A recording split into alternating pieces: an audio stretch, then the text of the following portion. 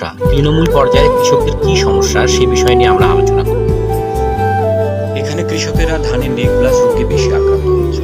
এটি এক ধরনের মারাত্মক ছত্রাকজনিত রোগ এবং রোগটি ফসলের শতভাগ পর্যন্ত ক্ষতি করতে পারে।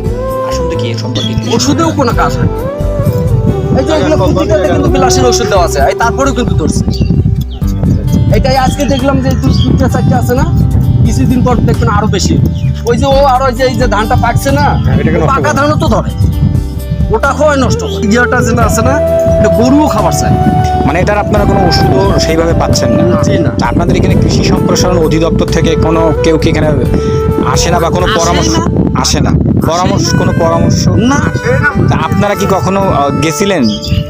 যাই মাঝে মধ্যে নিয়ে যাই, হ্যাঁ, ওই ওরা কয় যে এটা বিলাস ওষুধ দেন, কিন্তু দেবো কোথা থেকে, মানে সেরকম কোনো সেই আপনাদেরকে পরামর্শটাই আমাদেরকে দেয়। মানে সার্বিক কোনো সহযোগিতা